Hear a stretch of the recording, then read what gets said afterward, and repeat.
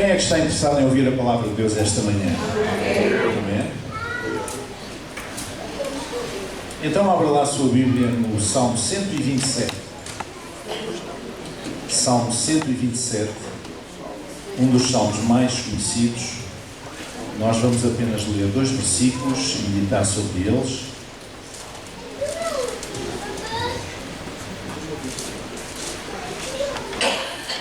Salmo 127, versículos 1 e 2. Diz assim a palavra do Senhor. Se o Senhor não edificar a casa, diga comigo, se o Senhor não edificar a casa, em vão trabalham os que edificam.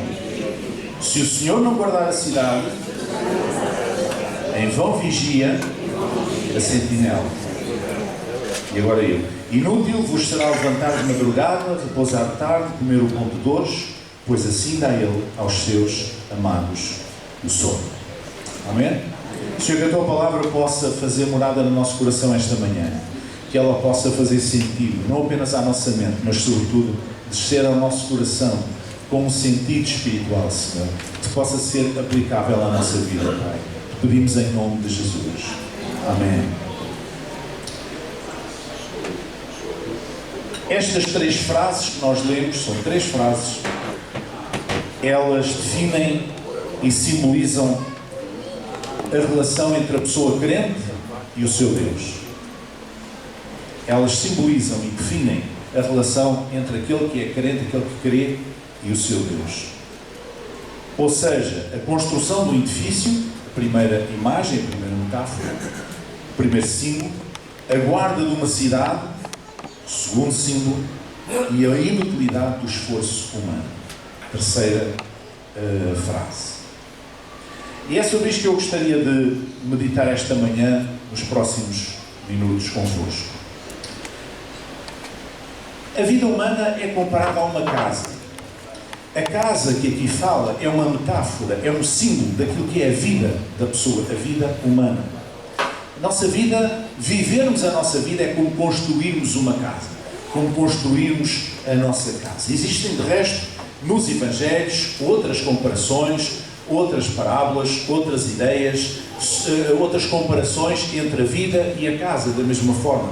Como diz, o homem construiu a sua casa sobre a areia, e veio a tempestade, e veio a chuva, e vieram os ventos, e aquela casa estava construída de uma maneira muito mal feita, e então a casa caiu.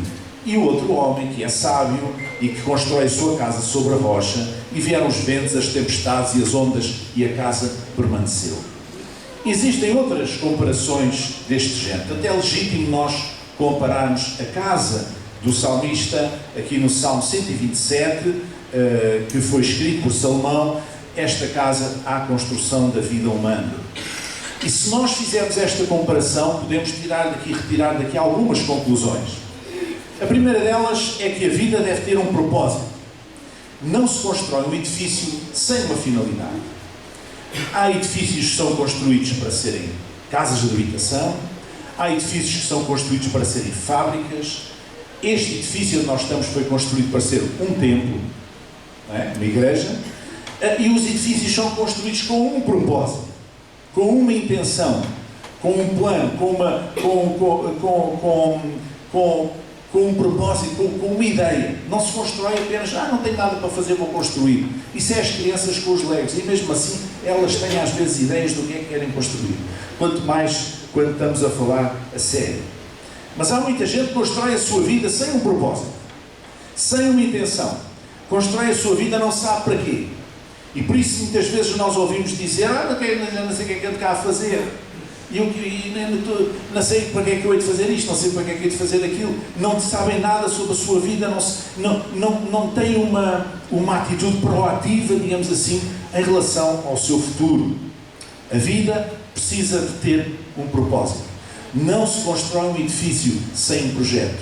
Você não pode construir a sua vida sem um projeto. Se você não construir a sua vida com um propósito, com um projeto, com uma ideia, você nunca vai sentir-se realizado. Amém? É uma boa conclusão. Depois temos outra conclusão que podemos tirar, é que a vida é um processo, é uma construção de facto. Eu não sou construtor, nem percebo nada de construção, mas sei que quando se constrói uma casa, desde o terreno, desde o topógrafo tem que ir lá ver quando o terreno é acidentado, quando não é direito e tal, as cotas, aquela coisa toda. Passando pelo arquiteto que faz os projetos. O projeto da casa, pensando numa casa de habitação. Passando depois por todos os outros profissionais que têm que passar, têm que intervir naquela construção, trata-se de um processo. É um processo que leva tempo. As crianças, quando são pequeninas, querem ser adultos no dia a seguir. E às vezes, quando fazem anos, vão-se medir para ver se quanto é que cresceram, porque elas querem ser adultos rapidamente. Mais tarde, quando são a partir de uma certa idade, não querem crescer, querem voltar para trás. E então fazem sempre 40 anos, não é? Nunca passam dos 40. Mas a construção da nossa vida leva tempo. É um processo que leva tempo. E sabe uma coisa? Na construção de uma casa acontece muito isto. Aqueles que vêm lançar os fundamentos, depois vêm lançar os fundamentos, depois vêm outros, depois vêm construir as paredes, e depois vem pôr por dentro das paredes o sistema elétrico, a canalização, aquela coisa, e depois vem a pessoa rebocar, e então uns dizem todos mal dos outros. Os que tiveram antes fizeram sempre mal. Isto está mal feito, não sei o quê, não sei. Mas a verdade é que às vezes está mesmo mal feito e às vezes há coisas que têm que se manchar.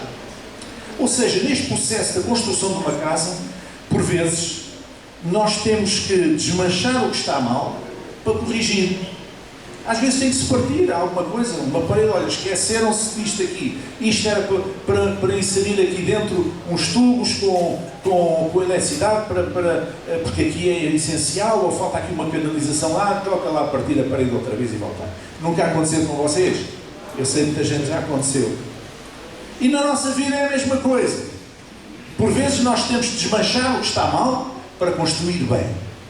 Se nós temos um propósito, se nós temos um alvo para a nossa vida, se nós temos um objetivo, então, por vezes as coisas não correm bem e nós temos que desmanchar para depois construir corretamente, porque nós queremos que a nossa casa seja construída como deve ser. Queremos que a nossa vida seja construída como deve ser. Há coisas na vida que não se conseguem destruir. Há coisas que se fazem que as consequências vamos ter que arcar com elas. Não sei durante quanto tempo, se calhar para o resto da vida, porque há coisas que não há maneira de resolver.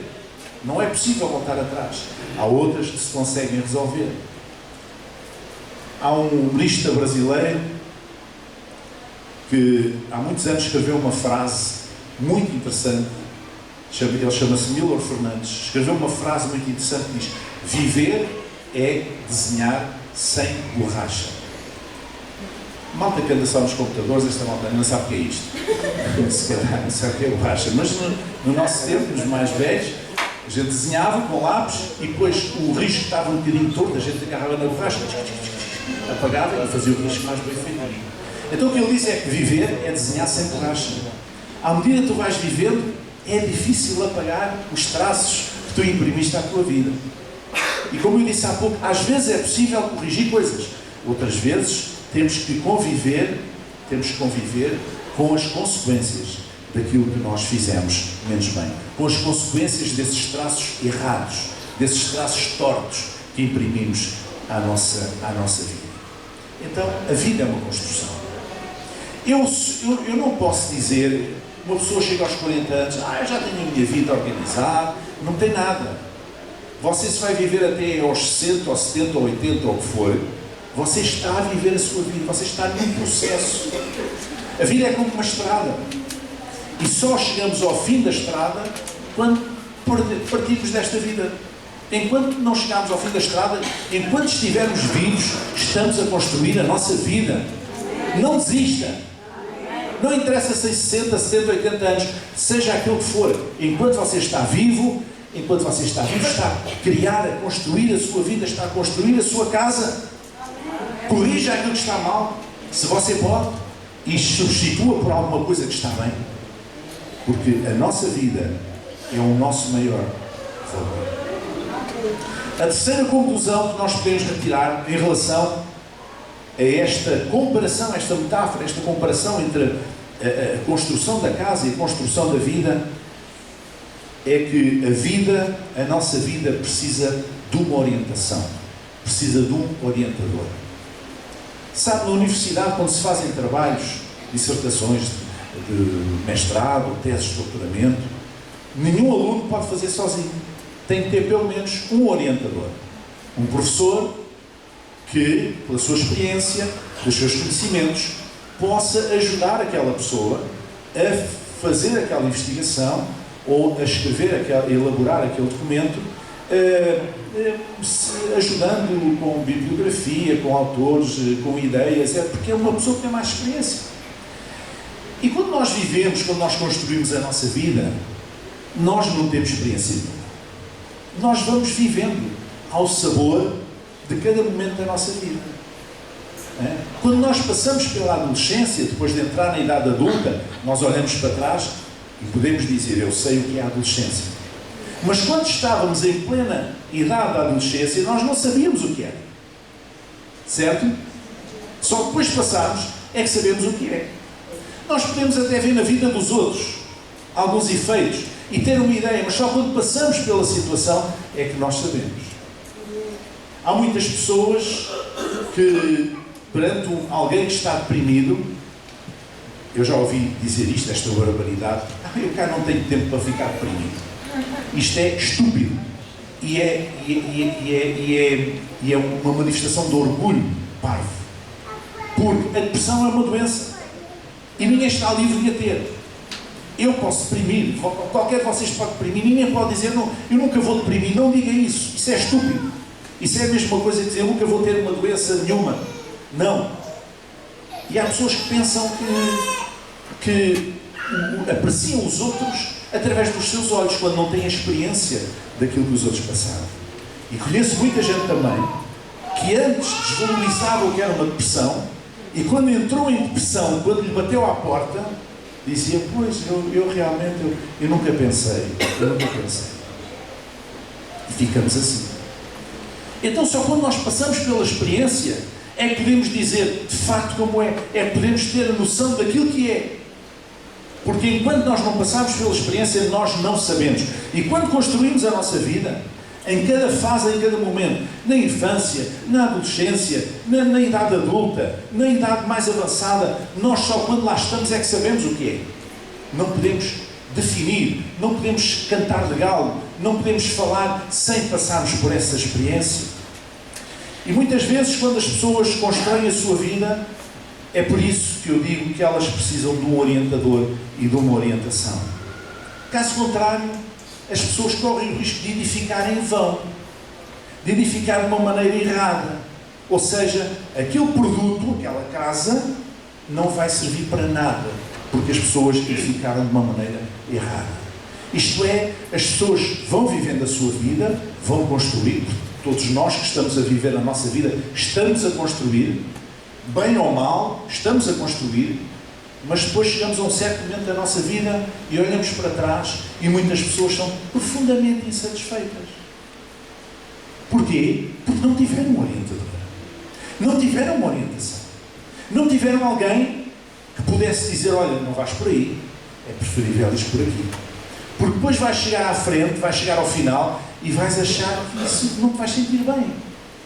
O que é que interessa uma pessoa construir uma casa cheia de boas intenções, mas a casa está toda mal construída e a pessoa depois vai para lá morar e quando chove em casa como na rua e os canos entopem e a eletricidade faz como é que se chama?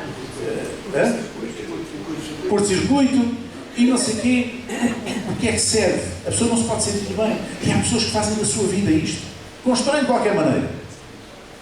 Sabe que uma maneira de construir mais barata e mais rápida, se calhar é com materiais rascas. Mas depois a pessoa paga o preço. Mais tarde paga o preço. Se os materiais não têm qualidade.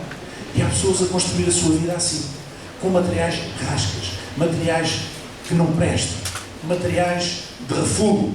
E depois não se podem queixar que não estão satisfeitos com a sua vida. Nós precisamos de um orientador e de uma orientação. E o nosso orientador na construção da nossa vida só pode ser o nosso Deus. A segunda frase aqui do Salmo 127 é a metáfora, é a comparação entre a vida humana e uma cidade que precisa de ser guardada. E de facto, a nossa vida precisa de ser protegida, tal como uma cidade, daquelas cidades antigas que eram construídas no interior das muralhas. Essas cidades precisavam ser vigiadas e tinham as ameias e as torres e as ameias para que os sentinelas pudessem observar o que se passava e ver se o inimigo se aproximava ou não, mandar fechar as portas e, portanto, para a cidade se proteger. Nós precisamos de proteger a nossa vida. Nós precisamos de cuidar da nossa vida. Nós precisamos de preservar a nossa vida. Nós, desde que temos os nossos filhos pequenos, nós ensinamos-los a fazer isto. Porque isto é inerente à nossa própria vida. Nós precisamos de ensinar às crianças: olha, não vais para as escadas, podes cair. Olha, não mexas no fogão, não mexas no ferro de engomar, etc. Porque às vezes eles vão para lá os dedos no ferro de engomar e esquecem-se, não sabem, ou distraíram-se, que aquilo está quente e depois ficam aos pinotes com os dedos queimados. Não é? Então nós ensinamos aos nossos filhos a protegerem-se, a terem cuidados, a preservar a sua vida, a preservar o seu corpo, a preservar a sua vida. E também os ensinamos a preservar não apenas a sua vida física, mas a sua vida social, a sua relação com as pessoas, ensinando-os boas maneiras, ensinando-os a ser honestos, ensinando-os como é que devem lidar com as pessoas, falar com as pessoas. Porquê? Porque nós queremos que eles tenham sucesso na vida. Amém? Não queremos que eles sejam uns desgraçados, uns marginais. Queremos que eles tenham sucesso na vida. E por isso a nossa maneira de os ajudar é ensiná-los a proteger a sua vida. Como uma cidade, no alto do monte, precisa de ser vigiada, precisa de ser protegida. Se o Senhor não guardar a cidade, em vão vigia a sentinela. Sabe, uma das coisas interessantes é que quando a sentinela está nas ameias do castelo e está a guardar a cidade, ela consegue ver ao longe. Ninguém constrói uma cidade ninguém construiu um castelo num vale, mas construiu-se os castelos aonde? No cimo dos montes, nas colinas, num lugar alto. Ainda não havia aviação, nem drones, nem nada dessas coisas, e portanto o perigo só podia vir de baixo. E se estava num plano superior, então havia uma vantagem de quem defendia, porque estava num plano superior. E portanto as cidades eram construídas no alto dos montes. E isso permitia que os sentinelas pudessem ver ao longe, a quilómetros de distância, se havia tropas a aproximarem-se, se havia alguma movimentação estranha, suspeita. Eles viam aquilo que estava-se a passar ao longe. A nossa vida precisa de aprender a ver ao longe. Amém? Precisamos de aprender a ver ao longe. Há pessoas que vivem apenas o seu dia-a-dia e não são capazes de levantar a sua cabeça um momento e olhar para mais longe e ver aquilo que está a acontecer e ver aquilo que se aproxima. E muitas vezes são traídas de repente, a sua vida é tocada de repente e tantas vezes destruída de repente. Porquê? Porque eles não vigiaram. Porque eles não se dispuseram a olhar ao longe.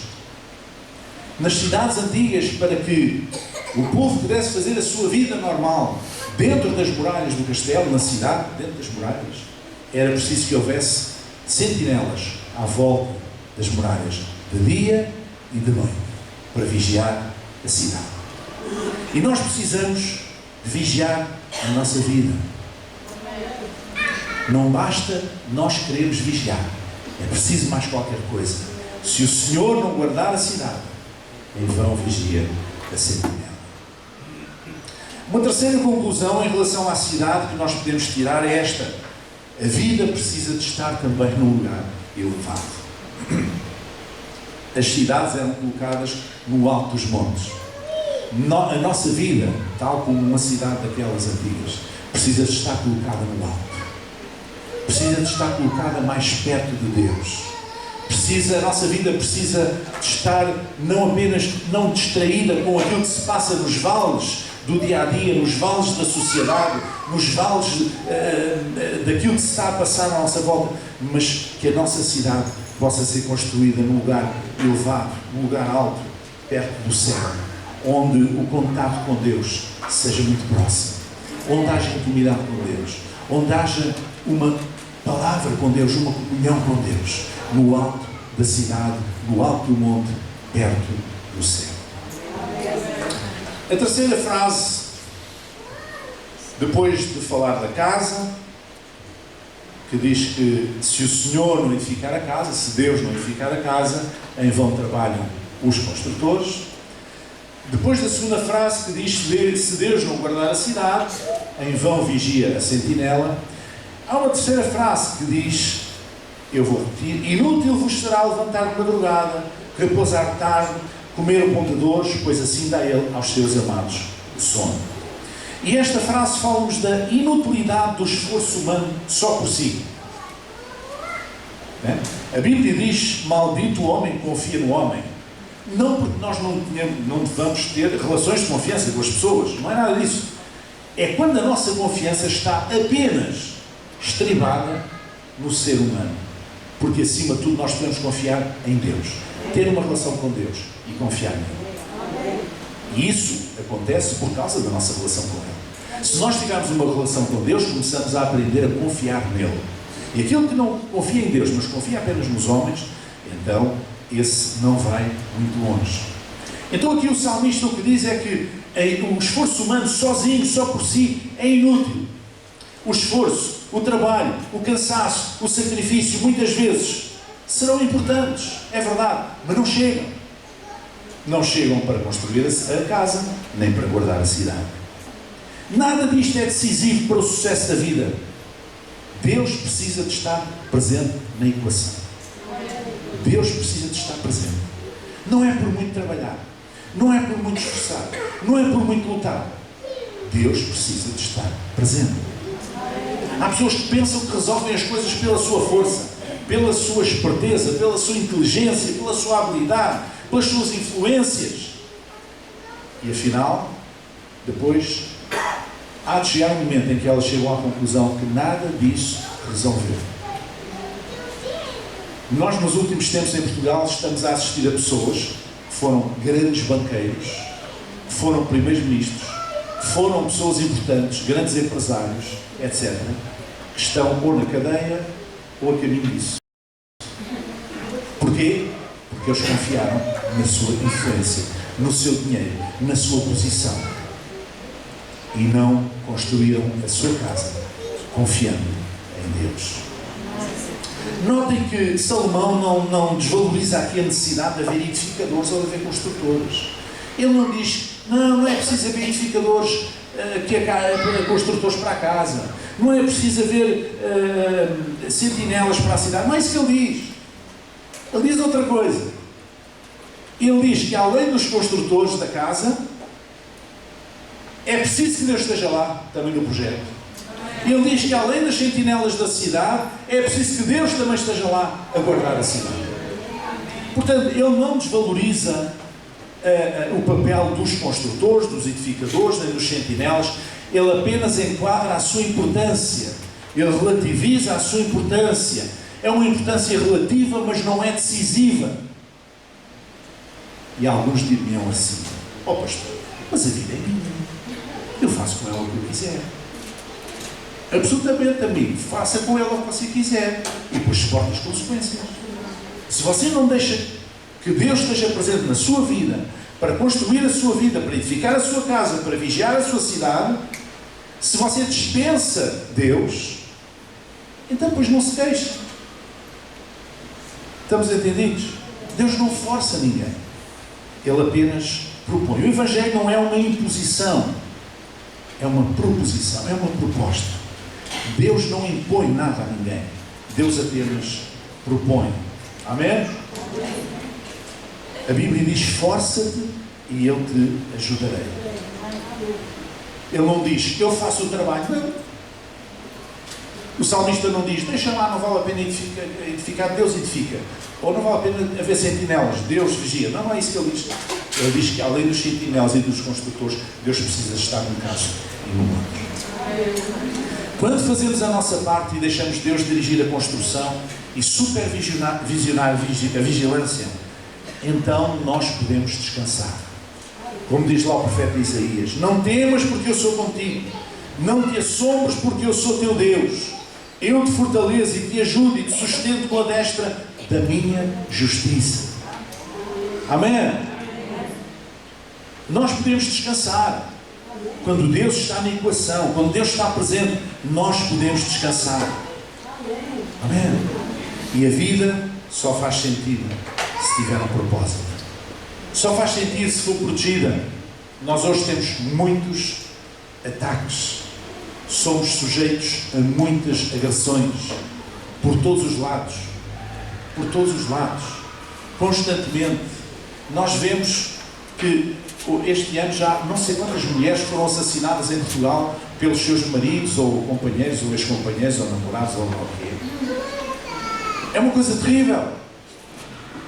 Na própria casa, nós vemos que o abuso sexual de crianças acontece mais na família, muitas vezes em familiares chegados. Nós vemos agora o que aconteceu no Montijo, uma senhora que adotou uma menina e quando essa menina fez 20 anos, assassinou a mãe adotiva, juntamente com o namorado. Dentro da nossa própria família, muitas vezes, nós somos alvo de agressão. Nós precisamos de ser protegidos. Nós precisamos de vigiar e precisamos que o Senhor nosso Deus, também vigie a nossa cidade. E a vida só faz sentido assim, se tiver um propósito e se ela for protegida e se Deus fizer parte dela. Então qual é o fator decisivo na nossa vida? É a saúde? Não. É o dinheiro? Não. É o amor? Não. Tudo isso é importante, mas não é o fator decisivo. O fator decisivo é Deus na nossa vida. Amém? Porque é Ele que faz a diferença em todas as coisas. Porque ainda que tenhas dificuldades com a tua saúde, tu podes sentir a presença de Deus. Amém?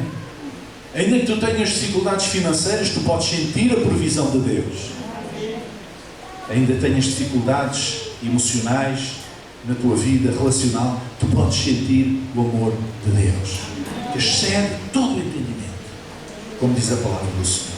Ele é o fator decisivo. Amém? Não vale a pena construir, dormir pouco para construir mais depressa. Vocês sabem, um amigo meu, irmão nosso, que viveu na Suíça durante muitos anos e fazia lá a clínica, era psiquiatra, e ele fazia uma coisa, usava uma técnica de relaxamento para ajudar a combater o stress. Não é? Então, uma vez um empresário foi ter com ele, e ele com alguns problemas relacionados com o stress profissional, e ele propôs fazer um acompanhamento terapêutico, fazer também algum relaxamento. E pronto, ele baixava os níveis de ansiedade quando fazia relaxamento. Mais tarde, esse meu amigo descobriu que esse empresário ia lá fazer relaxamento para baixar os níveis de ansiedade para conseguir trabalhar ainda mais. Estão a ver a pescadinha de rabo na boca? Ele baixava, fazia relaxamento para se sentir mais equilibrado, depois ia trabalhar mais, depois ia fazer relaxamento, depois ia trabalhar mais. Assim não é possível. Assim não é possível. Isto é uma pessoa que queria construir a sua vida à pressa, de qualquer maneira. Porquê? Porque não tinha Deus na sua vida. Amém? Porque quando nós temos Deus na nossa vida, nós sabemos a medida das coisas. Nós temos noção da medida das coisas. Há pessoas que não têm tempo para vir à igreja ao domingo. Aqueles que trabalham por turnos, eu compreendo. Aqueles que não trabalham por turnos, eu não compreendo. Porque se nós não quisermos que Deus conduza a nossa vida, que Deus ajude a construir a nossa casa, que Deus ajude a vigiar a nossa cidade, então nós vamos ficar por nossa conta. E podemos fazer muitos relaxamentos, e podemos recorrer a muita gente, e a muitas cunhas, e a muitas influências, e podemos ser muito inteligentes, e ter muita força, e não sei o quê. No fim, vamos acabar como toda a gente. Deus faz a diferença na nossa vida. Amém? Deus faz a diferença. Não construas a tua casa sozinho. Não cais nessa asneira. Deixa o lugar devido para que Deus participe nessa construção, nessa empresa. Porque Ele é o verdadeiro arquiteto. Ele é verdadeiramente aquele que te pode trazer os planos corretos para a casa. E não apenas o plano, a planta, digamos assim, que te convém, mas também a forma de construir, os materiais para construir. Ele é aquele que pode fazer isso. E tu depois serás um colaborador dele, aplicando esses materiais, construindo de acordo com aquele plano, e então vais chegar ao fim e vais dizer: realmente, eu sinto-me bem. Amém? Eu sinto-me bem. Eu tenho muita pena daquelas pessoas que chegam, às vezes aos 40, 50, 60 anos, será? E não se sentem bem com eles. Ou acham que a vida, passaram ao lado das oportunidades, passaram ao lado da vida, e portanto deviam ter ido por aqui e foram por ali, não sei o quê. Eu tenho muita pena. Isto não significa que aqueles que têm Deus na sua vida tenham feito sempre as opções corretas. Se calhar não ouviram Deus. Há vidas que fazem assim uns esses, mas o que faz a diferença é que se você tiver Deus, quando vai olhar para trás, você entende uma coisa, e isso traz-lhe paz. Entende que Deus esteve presente em cada S, em cada curva da estrada. Houve momentos em que eu tive alguma dificuldade em entender porque é que o meu percurso de vida tinha por aqui ou por ali. Mas houve um momento em que eu entendi. Tudo isso fez parte do meu processo de crescimento, de maturidade como pessoa. E eu posso me sentir bem. Posso me sentir bem. E posso agradecer a Deus. Obrigado, Senhor, pela minha vida. Eu fiz 64 anos. Obrigado por estes 64 anos. Às vezes pensa assim: se eu aos 20 anos tivesse ido por ali, em vez de ir por ali, eu se calhar não sei o quê. E depois disse: mas Manel, calma. Calma, calma. Tudo isso faz parte do processo. Moisés teve 40 anos no deserto. E foi usado por Deus por uma coisa tremenda. É um dos maiores nomes do Antigo Testamento. Amém? Portanto, mas quando nós olhamos para trás e temos Deus na nossa vida, podemos olhar com esta confiança e dizer: eu sinto-me bem. Porque não importa o percurso que eu fiz, eu cheguei aqui, Deus está comigo, e agora olhando para trás eu tenho a noção que Deus esteve comigo em todos os momentos da minha vida. Não chega nem. Aleluia.